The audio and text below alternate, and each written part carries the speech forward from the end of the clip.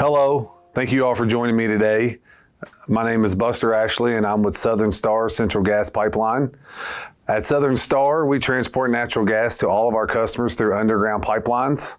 The people at Southern Star are all members of SOS, the Stars of Sustainability, and we look for ways to help make our lives greener in many ways possible. Today, I want to read to you Too Much Stuff by Emily Gravett. This is the book that tells about recycling. So let's get started. In a tree that was taller than all the rest, Meg and Ash were busy building a nest. They built it from mud and from grass and from sticks, and they dreamed that one day they would fill it with chicks. Then, lastly, to keep it all cozy and clean, they lined a whole thing with old magazines. It wasn't that long before they had laid 4 perfect eggs in the nest that they made. But looking around, they were worried their nest needed more stuff to make it the best. And so, while one of them stayed behind, the other flew off to go and find the extra things that they agreed their chicks were really going to need.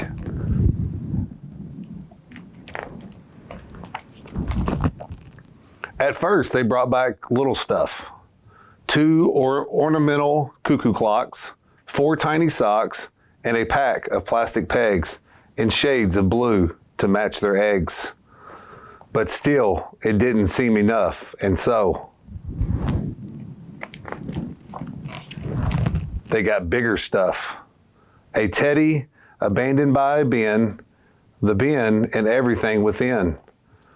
Better, they said, but not quite enough. Our perfect eggs deserve more stuff.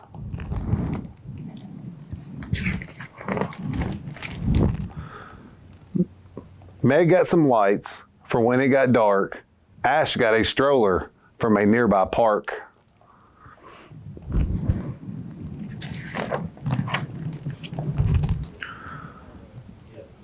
They nabbed a bucket and a mop, a brush, a broom. They could not stop.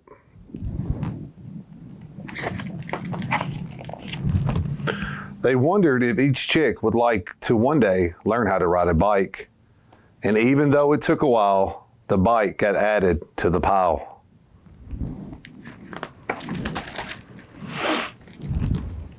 After that, they needed a car, which may have been a step too far. As when they went and brought one back from the nest, they heard a crack. Down fell the bikes, 1, 2, 3, 4, quickly followed by much more. The car came crashing down on top, followed by the brush and mop. The shiny bucket and the lights came clattering down from the heights. The fancy stroller they brought back hit the ground with quite a smack. Falling fast, the poor lost Ted landed hard upon his head. On top of him bumped the bin, its contents now outside, not in. The clocks came falling mid-cuckoo, just as they were striking 2.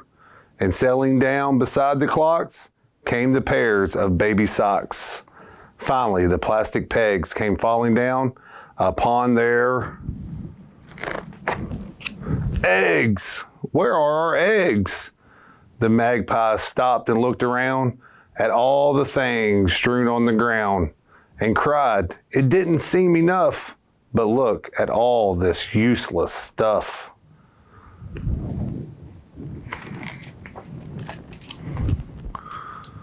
They lifted off the plastic pegs, but still they couldn't find their eggs. And so the whole wood set about trying to dig through their poor nest out. The lights got pegged up in a tree so all the animals could see. The bikes got taken back and left at the scene of their theft. The teddy was given by the bugs to someone who would give him hugs. The cuckoo clocks made quite superb homes for all the smaller birds, and the socks made very nice cozy beds for the baby mice.